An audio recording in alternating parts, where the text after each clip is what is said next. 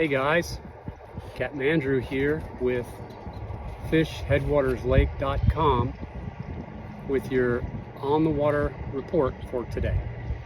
We went out and did a short trip this morning, just 4 hours, to throw some artificials, see if we could get somebody to pay attention. I'm gonna tell you guys, if you're not calling me to go fishing right now, you're missing out. It's happening. This is it right now.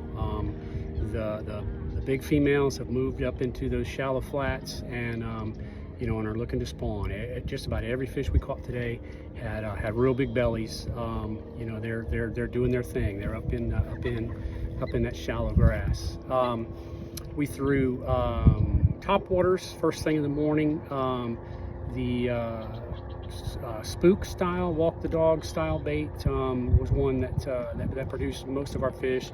Biggest fish this morning was 6.5 pounds on that top water, which was a lot of fun. We also caught a 4.5 pounder on top water as well.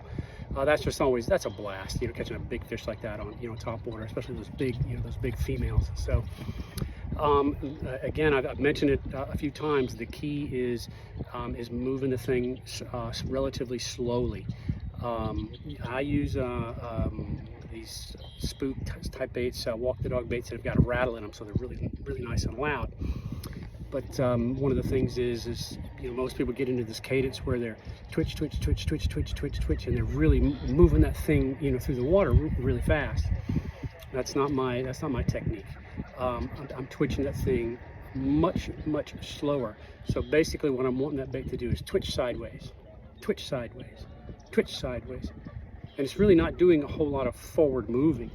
So it's a much slower type of a cadence. It's just a little twitch and a twitch and a twitch. Much slower, because I really don't want the thing to move very far. We're not really trying to cover a lot of water, so I don't need it to move along. I'm getting into an area where I know there's some fish, so I want to make sure that those baits are right there in the area where I know those fish are, and stay in that strike zone, for a longer period of time. We had a bluebird sky this morning, so topwater bite, when that sun starts coming up a little bit higher, those fish basically just sink down into the hydrilla. We're fishing hydrilla this morning.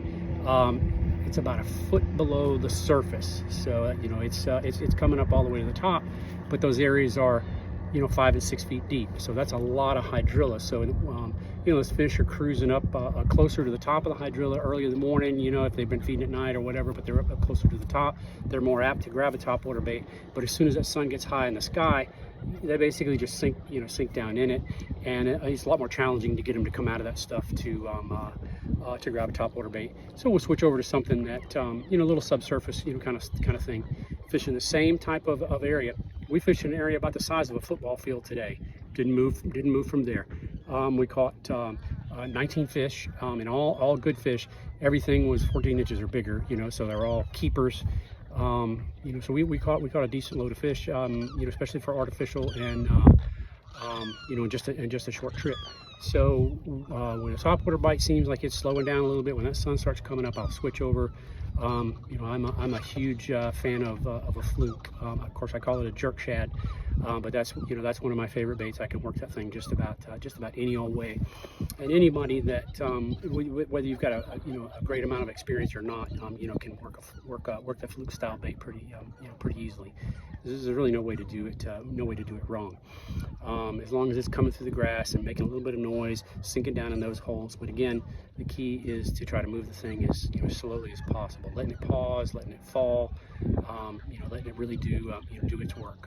Let it be something that's going to be really slow, that a fish doesn't have to chase down through that grass. So this is a 5.5 inch. This is a salt and pepper. This is my go-to color.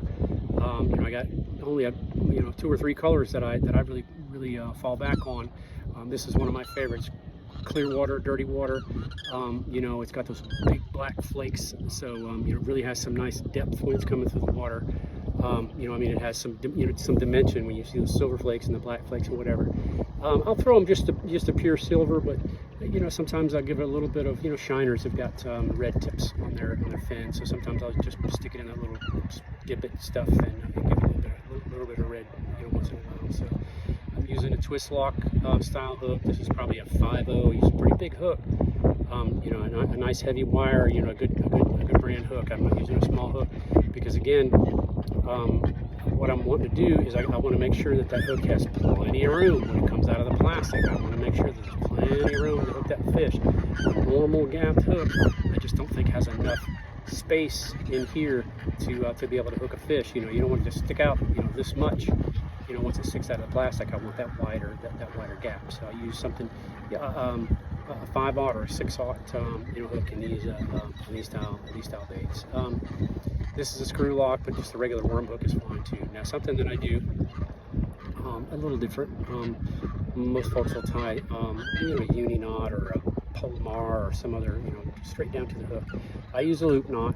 I use a loop knot on a handful of my baits. When I want something to really have a lot of action, I'll use that loop knot. And you can find it on, you know, on the internet. It's a super easy knot to tie, and as long as you cinch everything down tight, it's not gonna fail. You know, this is, I think, the fly fishermen, you know, use this knot pretty frequently, so, you know, so their little flies can move more freely. But I do like that on you know, on this type of bait, because I'm making this thing jump all over the place, and I want it to have some freedom.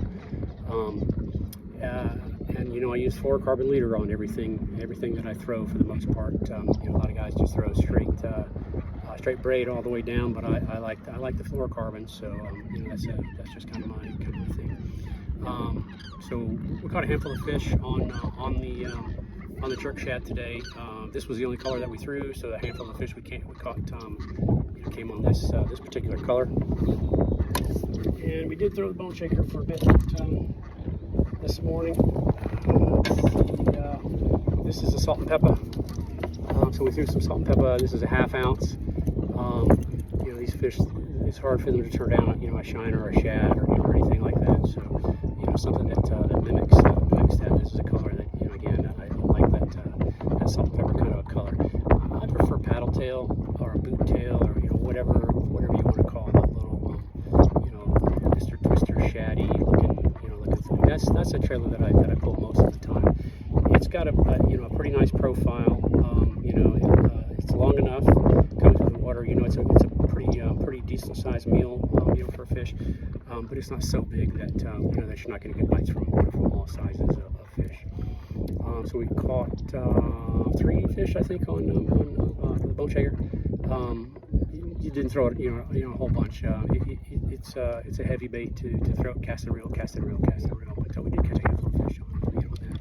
So water conditions that we saw, we fished basically mid-lake today. Water is crystal clear. When I say crystal clear, you know, that's by Florida standards. It's still got that tannin in it, so it looks like weak tea or root beer. You know, but you can see, man, you can see 10 feet down. You know, you can see stuff on the bottom, you know, down in the deeper water. So it's super clear water. This morning, not a cloud in the sky, not a breath of wind. You know, so that's challenging when the water is clear. So we were really pleased with what we got this morning. We got a little bit of wind. We're picking up now. But it's supposed to be really nice weather for the next handful of days. So man, it's on fire. It's, you know, it's happening right now. The lake is just a couple of inches above normal pool, which is cool. Temperatures we saw today, mid to high 60s. You know, everything is looking like 66, 67 degrees, which is perfect. You know, I love that. I don't know if we're going to climb back up into the low 70s with our water temperature or not. Not sure if that's going to happen, but we're right where we want to be for these fish to spawn, and they're just absolutely itching to do that. You know, it's going on right now. We ran across a couple of flats that I have caught spawning fish the last couple of years, and we did run across a couple of beds with some bucks guarding them. You know, which is a good sign. So. We picked up some fish in the area of those nests. I don't know if they were the females that were messing around with those particular nests, but we did catch fish around those. So I mean, it's happening. They're doing it right now. If you want to catch one that's got that big giant belly, you need to call me now. You know, this is the time to do it. The fish are just absolutely turned on, and you know, it's just nuts. So we're going to fish in the mornings for a little while, and then we're going to fish in the afternoons for a little while for the next couple of weeks. You know, on into February, and things are just absolutely phenomenal. So give me a call. You know, you can get me on the website, fishheadwaterslake.com, or you can call me on my cell, 772-453-3989. Thanks, y'all. Let's go fishing. Catch them up.